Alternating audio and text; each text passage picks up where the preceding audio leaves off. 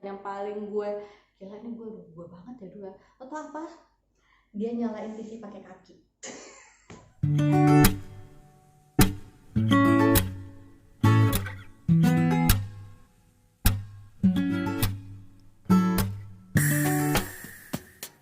Hai, annyeong, balik lagi sama gue Desi di Ralsi TV.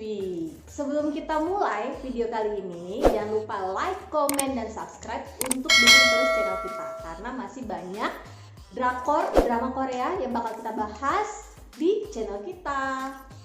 Oke, di video kali ini yang bakal gue bahas adalah mengenai drama Korea Reply 1988. Sebenarnya film ini itu udah dari tahun 2015. Cuma film ini booming lagi di tahun 2020 karena baru ditayangin sama Netflix. Sebenarnya film ini itu buat kalian yang kelahiran tahun 80-an dan 90 awal, sebenarnya kalian bakal bernostalgia banget di film ini kayak gue. Jadi gue tuh sebenarnya tahun 88 gue masih 1 tahun, Bo. Jadi ya, tapi di film ini juga ngingetin gue, jadi gue ngalamin juga di tahun-tahun itu gitu. Jadi masih ingat zamannya waktu masih ada Walkman, radio tape, terus surat-suratan lah, terus kirim pesan di radio, TV masih TV kotak yang cembung itu, terus yang nggak ada remote, dan yang paling gue kayaknya gue banget ya juga. Atau apa? Dia nyalain TV pakai kaki. Itu males banget, kan gue nggak ada remote kan ya, nggak ada remote, jadi kan nonton di depan TV, terus habis itu pasti males kan maju-maju gitu, terus habis itu dia ganti channelnya pakai kaki. Jadi itu emang bener-bener, gue kalau nonton tuh gue kadang-kadang kayak ketawa sendiri. Terus mereka udah main monopoli lah, terus ada permainan hama pakai Walkman, terus habis itu rekam video yang kayak gitu-gitu deh pokoknya. Nah, buat yang pengen bernostalgia sama film ini, yuk ditonton aja, film ini bagus banget. Jadi di Korea itu dia itu punya rating yang lumayan cukup tinggi di 18,8% di Korea, menyaingi ratingnya si Sky Castle sama si World Merit itu. Film Reply 1988 ini mengkisahkan tentang 5 orang remaja SMA yang bersahabat dan keluarganya pun dekat satu sama lain, dan mereka tinggal dalam, kalau Indonesia bilang, satu kompleks, satu gang gitu kan, bernama Dobong di Seoul bagian utara. Nah, pemeran di Reply 1988 ini yang 5 sahabat itu, kalian nanti bisa lihat di bawah ya siapa pemerannya. Yang ini gue sebutin nama di drakor ini. 5 orang sahabat ini itu ada pemeran utamanya namanya Doksun. Ada Doksun, ada Junghwa, terus ada Sunwo, ada Dongryong, dan ada si Tae. Namanya aneh, Bo. Ya itulah ya pokoknya 5 orang ini. Jadi 5 orang ini mereka bersahabat dari kecil, tapi si Tae ini yang paling datang belakangan di perumahan itu.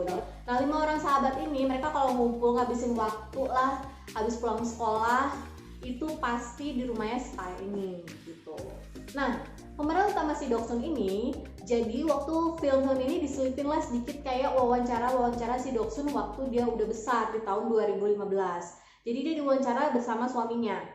Nah, yang bikin penasaran di film ini itu adalah siapa sih yang bakal jadi suaminya si Doksun ini. Nah, itu yang bikin penasaran karena dari awal episode sampai hampir akhir episode itu baru ditunjukin ternyata ini toh suaminya si Doksun gitu. Jadi sebenarnya kayak dibikin bingung. Sebenarnya ada 2 orang yang suka sama Doksun di film ini. Itu ada si Junghwa sama si Tae ini. Nah, kita tuh dibuat penasaran banget siapa sih di antara 2 orang ini yang bakal jadi suaminya Doksun. Awal-awal gue nonton film ini, sebenarnya film ini tuh kayak flat banget. Jadi film ini tuh hanya untuk kayak nostalgia aja, zaman-zaman tahun 80-an itu gitu kan. Tapi di akhir-akhir itu bakal dibuat penasaran sama yang tadi gue bilang, siapa sih yang bakal jadi suaminya gitu. Nah, yang pemeran utamanya ada cewek bernama Doksun gitu. Jadi dia ini satu-satunya cewek di antara 5 sahabat ini. Dia itu berasal dari keluarga miskin lah, kurang mampu gitu. Terus habis itu dia tinggal di rumah semi basement, semi bawah tanah gitu loh, di bawah rumahnya si Junghwa.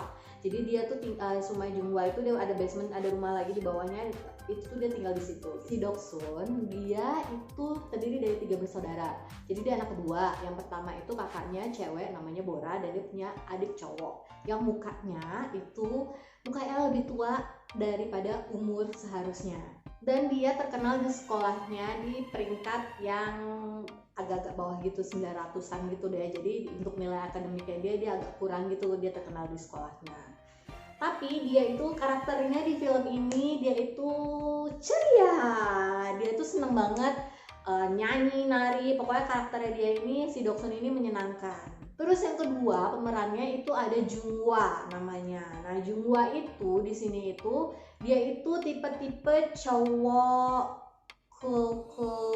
pendiam gitu, tapi sebenarnya dia itu care sama teman-temannya. Nah sebenarnya Junghwa ini dulu itu berasal dari keluarga miskin, tapi karena kakak yang menang lotre, akhirnya dia menjadi keluarga yang kaya raya dan mempunyai rumah di atas rumah Doksun. Dan satu hal lagi, si Jungwon ini sebenarnya dia itu suka banget sama Doksun gitu. Apakah dia berhasil memenangkan hati Doksun? Ditonton aja. Terus yang ketiga itu ada Sunwo. Nah Sunwo ini tipe-tipe cowok anak baik-baik gitu. Jadi dia itu jadi ketua kelas di sekolahnya dan jadi anak yang penurut. Dan dia tuh cuma tinggal sama mamanya karena bapaknya itu udah meninggal. Dan dia ada adik perempuan namanya Jinju. Dan dia tuh sayang banget, dia care banget sama keluarganya, apalagi sama adiknya. Jadi tipe-tipe cowok yang penyayang keluarga gitu. Wah pokoknya si Sunwo ini awalnya gue kira dia bakal pacaran sama si Sunwo, si Doksun. Dan ternyata si Sunwo ini sukalah sama kakaknya si Doksun namanya Bora. Nah Doksun itu di film ini itu sering banget berantem sama Bora. Gimana gak kesel coba si Doksun, ya kan? Si Doksun ini suka sama Sunwo tapi si Sunwo-nya suka sama kakaknya. Ditambah lagi dia sering berantem, ya udahlah makin kesel lah si Doksun sama kakaknya. Nah yang keempat kita ada Dongryong. Dongryong ini diantara 5 sahabatnya dia yang paling males, paling suka main-main, pokoknya pengennya main, ngumpul aja sama teman-temannya. Terus pernah satu saat dia ngajak si Junghwa sama si Sunwo untuk nonton ke bioskop. Nonton apa? Nonton film dewasa. Dan pada saat itu ketahuan lah sama gurunya di sekolah, yaitu bapaknya si Dongryong sendiri, karena bapak Dongryong itu salah satu guru di sekolahnya. Dan ibunya dia itu pekerja keras, jadi jarang ada waktu di rumah buat kumpul-kumpul sama ibu-ibu komplek, apalagi buat ngurusin anaknya gitu. Pernah suatu saat si Dongryong itu masuk rumah sakit, tapi Dongryong itu malah seneng karena pada saat Dongryong masuk rumah sakit, ibunya jadi ada waktu buat dia. Yang kelima, yang terakhir kita ada Tae. Tae ini adalah pemain Go internasional, permainan Go maksudnya ya. Go itu adalah permainan caturnya orang Chinese itu loh, yang hitam putih yang bulat-bulat. Nah itu dia adalah pemain Go internasional yang sudah terkenal di seluruh dunia bahwa dia itu sangat hebat dalam bermain Go. Si Tae ini dia tuh putus sekolah waktu itu dan dia fokus untuk bermain Go. Dan dia diantara 5 sahabatnya ini paling diem, paling yang nggak banyak ngomong, dan dia nggak bisa apa-apa di kehidupan sehari-harinya, sampai kayak omongan kata-kata kasar aja dia nggak bisa gitu. Jadi dia emang fokus di hidupnya tuh emang bermain Go. Masak ramen aja nggak bisa, sampai kalau misalnya lagi ngumpul pengen makan ramen, tiba-tiba dia bilang aku aja masak ramen, teman-temannya langsung bilang no, jangan, nggak usah, karena dia nggak bisa masak ramen. Dan dia salah satu orang yang suka sama Doksun. Nah, apakah dia juga berhasil memenangkan hati Doksun di antara Junghwa sama si Tae ini? Siapakah yang bakal jadi suaminya Doksun? Ayo, penasaran kan? Nah, itu dia 5 sahabat di dalam film Reply 1988 ini. Jadi menurut gue film ini tuh atau drakor ini tuh beda sih dari drakor-drakor yang lainnya yang lebih mengangkat tentang kisah-kisah romantis. Sebenarnya Reply 1988 ada juga kisah romantis si Doksun ini bersama suaminya, jadi menceritakan tentang bagaimana dia perjalanan kisah cintanya bersama suaminya. Cuma kalau menurut gue film Reply 1988 ini lebih mengangkat tentang keluarga, lebih ke kekeluargaannya itu, hubungan antara orang tua dan anak, hubungan antara tetangga satu sama lainnya sangat harmonis. Zaman sekarang susah ya kan bertetangga, untuk saling bantu membantu antar tetangga itu susah, ya ampun. Tetangga gue sih satu itu. Nah itu jadi lebih mengangkat tentang hubungan anak dan orang tua. Jadi sebenarnya orang tua itu gimana cara orang tua bakal mengorbankan apapun untuk anaknya supaya anaknya bisa sukses, dan orang tua tuh nggak bakal mau nunjukin kalau dia lagi susah di depan anaknya. Itu sih salah satu momen yang bikin gue di film ini itu nangis, mencucurkan air mata, mengingat orang tua gue. Oh jadi kayak gini, orang tua itu bakal mengorbankan segala sesuatunya untuk anaknya supaya anaknya bahagia. Dan nilai-nilai moral di film ini tuh bagus banget, jadi film ini recommended banget buat kalian. Nah buat kalian yang pingin bernostalgia pada tahun-tahun itu, mending kalian nonton ini, dijamin kalian pasti bakal nostalgia dan senyum-senyum sendiri kayak gue. Segitu aja guys video dari gue tentang review 1988 ini. Nah, jangan lupa buat kalian untuk like, komen, dan subscribe di video ini di channel kita, Ralsi TV, karena nanti kedepannya kita masih banyak lagi bakal nge-review drama-drama Korea, apa sih yang lagi hits sekarang.